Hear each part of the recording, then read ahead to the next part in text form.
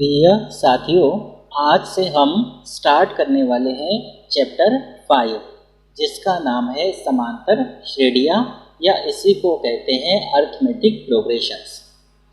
तो इसको हम बहुत बेहतरीन तरीके से समझेंगे। इसका जो बेसिक है बहुत बढ़िया तरीके से आपको क्लियर करना है। तो सबसे पहला यहाँ एक शब्द आ रहा है, उसको क्लियर कर लेते हैं, वो है समांतर। समांतर का मतलब क्या होता है? इसको अगर आप दो भागों में तोड़ेंगे तो समांतर का मतलब होगा समान अंतर। समांतर का मतलब होता है समान अंतर, मतलब ऐसी श्रेणी, इसको आप श्रेणी भी कह सकते हो, ऐसी श्रेणी जिसमें समान अंतर आपको मिलेगा उसको हम कहते हैं समांतर श्रेणी। अब इसको उदाहरण के द्वारा थोड़ा सा हम समझ लेते हैं ताकि आपको बहुत अच्छे से क्लियर हो जाए। तो हम एग्जाम्पल से ही इसकी शुरुआत करते हैं। जैसे मान लीजिए मैंने लिया 1, 2, 3, 4, 5, 6, इस तरह से एंड सो ऑन। 3 डॉट का मतलब आप जानते होंगे, एंड सो ऑन, यानी इसके आगे और लिख सकते हैं। तो यहाँ पे ये जो लिखा है मैंने 1, 2, 3, 4, 5, 6, इस तरह से जो एंड सो ऑन लिखा है, तो ये जो लिखा है इसको कहते हैं पद। मतलब इसमें ये पहला पद, ये दूसरा पद, ये तीसरा पद, इसको हम पद कहते हैं, पद कहते हैं। अब अगर आप इन दोनों के बीच में अंतर देखोगे तो कितने का अंतर है? 1 का। इन दोनों के बीच में कितने का अंतर है? 1 का। इन दोनों के बीच में 1 का। इन दोनों के बीच में 1 का। इन दोनों के बीच में भी 1 का। मतलब अंतर कैसा है? समान है। अंतर समान है तो ये क्या है? समांतर श्रेणी है। ये क्या है? समांतर श्रेणी है, यानी अरिथमेटिक प्रोग्रेशन है। शॉर्टकट में इसको एपी से लिखा जाता है। एपी मतलब अरिथमेटिक प्रोग्रेशन। हम इसके और भी एग्जाम्पल्स ले सकते हैं। ये पहला एग्जाम्पल हो गया। एक एग्जाम्पल हम और लेते हैं। जैसे मान लीजिए हमने लिया 100, फिर लिया 90, फिर लिया 80, 70, 60, इस तरह से एंड सो ऑन। अब यहाँ देखेंगे कि ये समांतर श्रेणी है या नहीं है। तो इसके लिए हम क्या करेंगे? अंतर देखेंगे। इन दोनों के बीच में कितने का अंतर है? -10 का अंतर है। दोनों के बीच में -10 का अंतर है। या सीधे शब्दों में ये कहे कि 100 में से 10 घटाने पर आपको 90 मिलेगा, घटाने पर मतलब माइनस। इन दोनों में भी 90 से 80 कब बनेगा? जब 10 घटाएंगे। 80 से 70 कब बनेगा? जब 10 घटाएंगे। 70 से 60 कब बनेगा? जब 10 घटाएंगे। मतलब सभी में समान अंतर है। इसका मतलब ये क्या है? ये भी समांतर श्रेणी है। बात क्लियर हो गई आपको? इसी को शॉर्टकट में क्या कहते हैं? एपी कहते हैं। एक एग्जाम्पल हम और ले लेते हैं। जैसे मैंने लिखा 3, 3, 3, 3, 3 एंड सो ऑन। अब इनके बीच में अंतर देखना है तो दोनों में कितने का अंतर है? 0 का। इन दोनों में 0 का। इन दोनों में 0 का। इन दोनों में 0 का। मतलब समान अंतर है। इसका मतलब ये भी क्या है? समांतर श्रेणी है। क्या है ये? समांतर श्रेणी है, यानी अरिथमेटिक प्रोग्रेशन है। तो इस तरह से पदों के बीच में जो समान अंतर होता है उससे को हम समांतर श्रेणी कहते हैं। पहले पद को अगर छोड़ दिया जाए तो प्रत्येक पद के बीच में समान अंतर आपको मिलेगा। इसको हम कहते हैं समांतर श्रेणी। तो इस तरह से समांतर श्रेणी को पहचाना जाता है जिसमें दो पदों के बीच में समान अंतर होता है। अब यहाँ पे ये जो मैं बताया आपको एग्जाम्पल्स, ये सारे के सारे समांतर श्रेणी के उदाहरण हैं।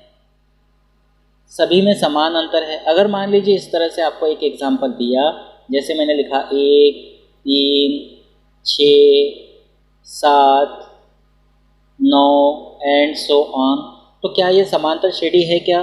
तो चेक करते हैं इन दोनों में कितने का अंतर है? 2 का। इन दोनों में 3 का। इन दोनों में 1 का। इन दोनों में 2 का। समान अंतर है क्या? नहीं है। मतलब ये समांतर श्रेणी नहीं है। समांतर श्रेणी होने के लिए प्रत्येक दो पदों के बीच में समान अंतर होना चाहिए। तो ये अंतर निकालते कैसे? इसके लिए क्या करते हैं, हम निकालते हैं सार्वअंतर, या इसको सार्वांतर भी कहते हैं। सार्वांतर, या इसी को एक नाम और है सार्वअंतर, या इसी को कहते हैं कॉमन डिफरेंस। ठीक है, तो इसको दर्शाते हैं डी के द्वारा, सार्वांतर को दर्शाते हैं डी के द्वारा। अगर हम कोई एक एग्जाम्पल ले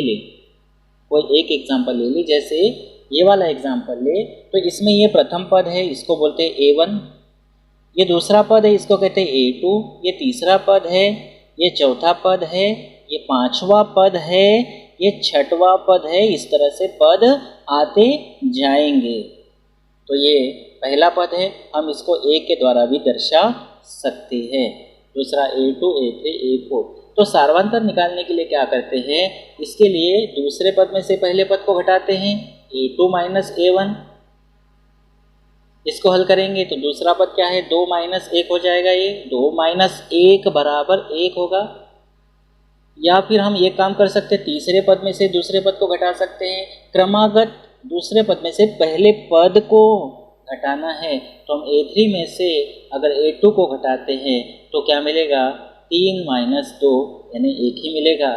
या फिर हम लिख सकते हैं D बराबर A4 माइनस A3, A4 का मान 4 है, माइनस A3 का मान 3 है, बराबर 1।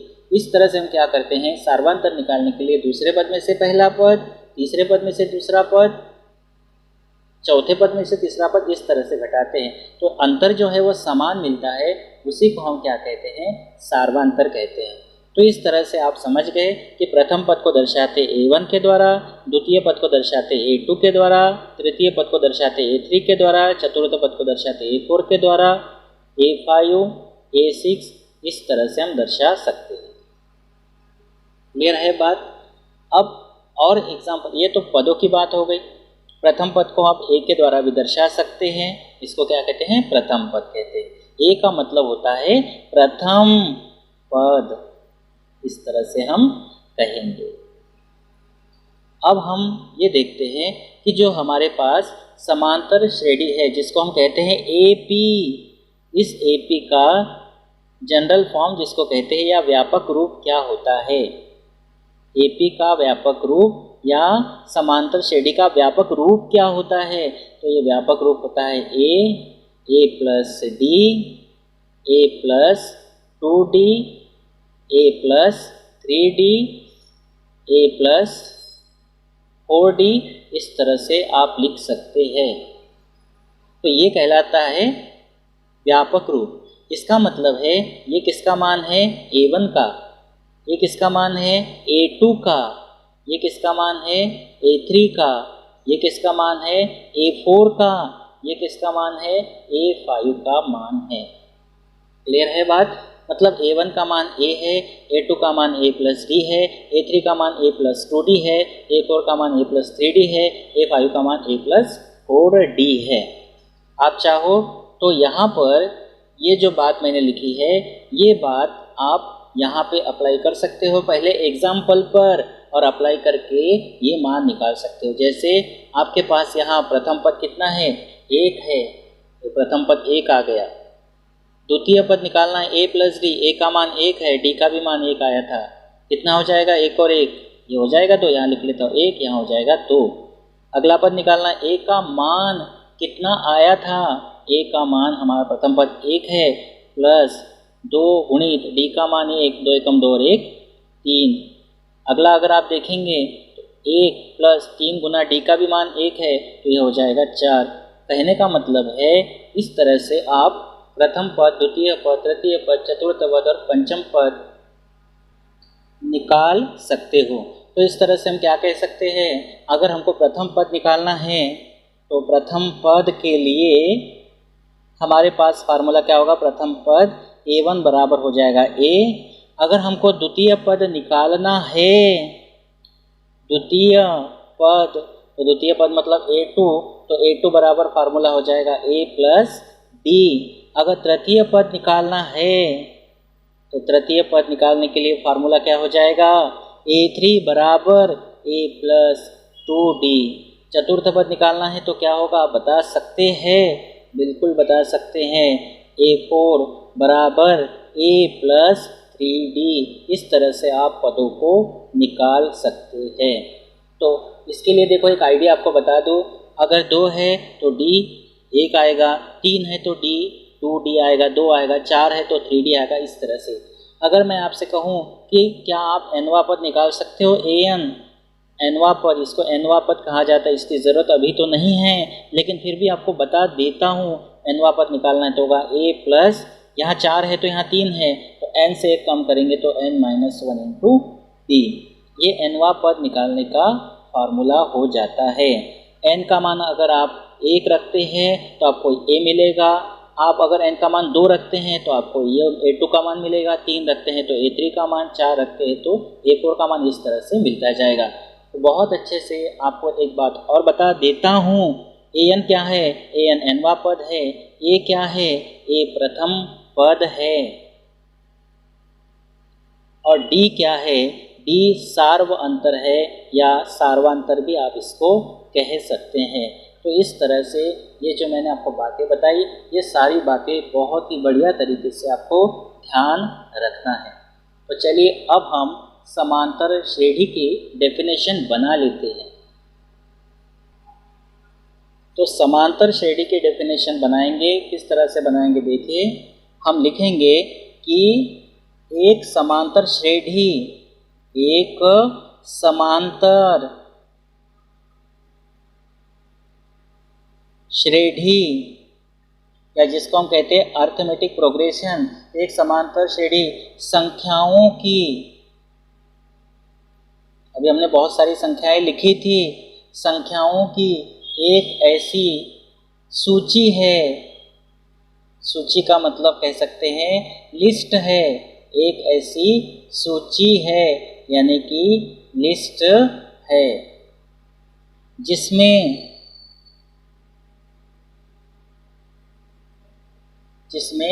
प्रत्येक पद, लेकिन पहला पद छोड़कर, प्रत्येक पद अपने पद में एक निश्चित संख्या जोड़ने पर, एक निश्चित संख्या जोड़ने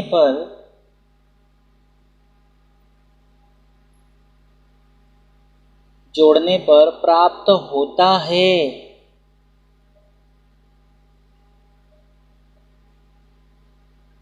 तो इस तरह से ये बन गई डेफिनेशन। बहुत बढ़िया तरीके से आप ध्यान रखना। एग्जाम्पल से और क्लियर कर देता हूँ एक बार और। जैसे मैंने लिखा 1, 4, 7, फिर उसके बाद 10, 13, 16, इस तरह से लिखा हमने। तो यहाँ पे 1 है, 4 कब मिलेगा, 1 में 3 जोड़ेंगे, मिलेगा।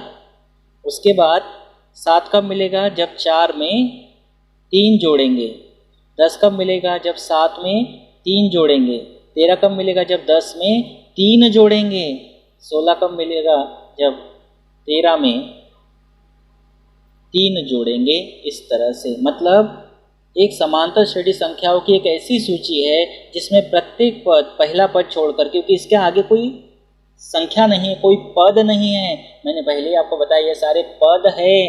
प्रत्येक पद, पहले पद को अगर छोड़ दे तो प्रत्येक पद अपने पद में एक निश्चित संख्या जोड़ने पर प्राप्त होता है। जैसे इसमें 3 जोड़ा, फिर इसमें 3 जोड़ा, फिर इसमें 3 जोड़ा, फिर इसमें 3 जोड़ा, फिर इसमें 3 जोड़ा। तो इस तरह से ये कहलाती है समांतर श्रेणी। अब देखिए यहाँ हमने लिखा है 1, यहाँ है 1 + 3, यहाँ पर 4 को हम क्या लिखते हैं, 1 + 3 और पहले से है 3।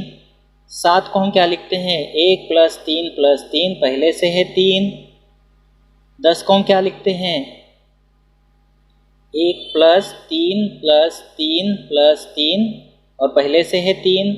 13 को हम क्या लिखते हैं, 1 + 3 + 3 + 3 + 3 और पहले से है 3।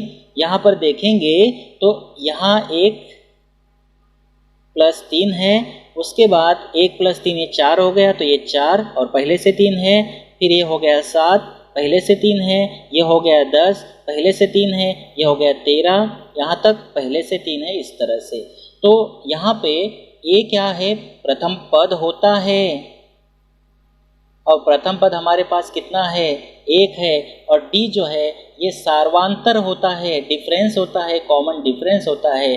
तो सार्वांतर कितना है, सार्वांतर यहाँ 3 है, सभी में 3 का अंतर है, तो ये हो गया ए का मान, ये हो गया ए प्लस डी का मान, ये हो गया ए प्लस 3 क्या है, डी है, ध्यान रखना 1 ए है और 3 डी है, तो ये हो गया डी का मान, ये हो गया डी का मान, ये हो गया ए, उसके बाद डी, यहाँ डी, फिर यहाँ डी, ए, फिर यहाँ डी, फिर यहाँ डी, फिर यहाँ डी, और फिर एक डी आएगा, ये ए हो जाएगा, और इस तरह से यहाँ पर 3 मतलब डी है। आगे भी इसको लिख सकते हैं, तो ये हो गया A plus D, D D 2D हो जाएगा, तो ये हो जाएगा ए प्लस 2D, ये हो जाएगा ए प्लस 3D, ये हो जाएगा आगे ए प्लस 4D, ये हो जाएगा आगे ए प्लस 5D। अब इस तरह से आपको एपी का जो व्यापक रूप है, एपी यानी अर्थमेटिक प्रोग्रेशन का व्यापक रूप बहुत अच्छे से समझ में आ गया होगा। व्यापक रूप मतलब हम इसको कहते हैं जनरल फॉर्म। तो इस तरह से आपको ये समांतर श्रेणी की बातें ध्यान रखना है बहुत बढ़िया तरीके से। अब फॉर्मूले भी आपके पास आ गए, समांतर श्रेणी का सामान्य रूप, व्यापक रूप, जनरल फॉर्म आपके पास आ गया। अब मैं आपको बताता हूँ कि जो समांतर श्रेणियाँ होती है ये 2 तरह की होती है। एक होती है परिमित समांतर श्रेणी, तो हम लिख लेते हैं परिमित समांतर श्रेणी, एपी मतलब समांतर श्रेणी अर्थमेटिक प्रोग्रेशन। तो परिमित समांतर श्रेणी क्या होती है, ऐसी श्रेणी जिसमें पदों की संख्या परिमित होती है यानी सीमित होती है। हम लिख सकते हैं ऐसी श्रेणी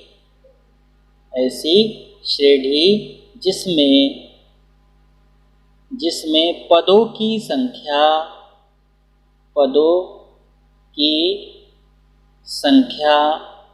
परिमित होती है।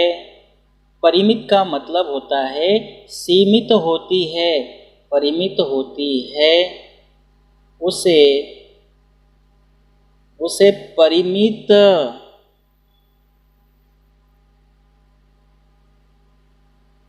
समांतर श्रेणी कहते हैं।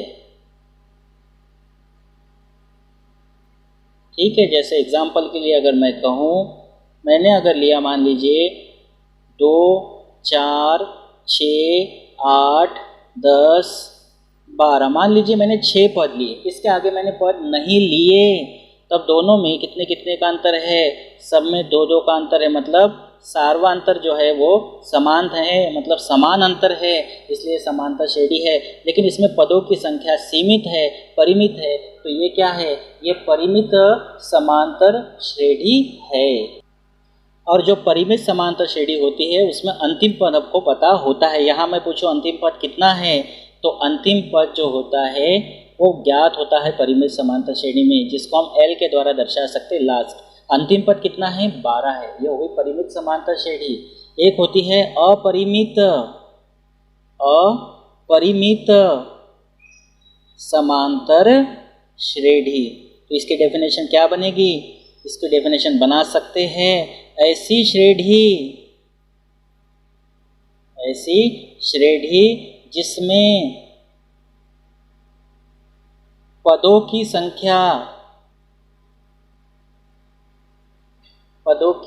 संख्या परिमित ना हो, मतलब अपरिमित हो यानी असीमित हो, अपरिमित होती है, उसे अपरिमित समांतर श्रेणी शॉर्टकट में कहेंगे एपी कहते हैं। अब एक एग्जांपल ले लेते हैं, रिपीट वाला एग्जांपल ले लेते हैं। जैसे मैंने लिया 1, 4, 7, 10, 13, 16, 19, इस तरह से एंड सो ऑन। यहाँ पे सभी में बराबर कितने का अंतर है? 3 3 का अंतर है। इसका मतलब ये समांतर श्रेणी है, ये समांतर श्रेणी है, लेकिन इसमें अंतिम पद हमको नहीं पता, तो ये अपरिमित समांतर श्रेणी कहलाएगी। तो इस तरह से इस वीडियो में हमने यहाँ पर समांतर श्रेणी को पूरा कवर करने की कोशिश की है और ये बताने की कोशिश की है कि सार्वधातुक क्या होता है, प्रथम पद क्या होता है, A1 कैसे निकालते हैं, A2, A3, A4, AN nवां पद कैसे निकालते हैं, समांतर श्रेणी के डेफिनेशन क्या है, समांतर श्रेणी का व्यापक रूप क्या होता है, उसके बाद परिमित समांतर श्रेणी क्या है, अपरिमित समांतर श्रेणी क्या है। इस तरह से ये बेसिक था। अब इसके बाद जो अगला वीडियो आएगा उस अगले वीडियो में आप लोगों को प्रश्नावली 5.1 के क्वेश्चंस करवाए जाएंगे। तो ये बेसिक बहुत अच्छे से आप क्लियर कर लेना। अगर आप मेरे चैनल पर पहली बार आए हैं तो चैनल को सब्सक्राइब कर लीजिए, बेल आइकन को प्रेस कर लीजिए। Thank you.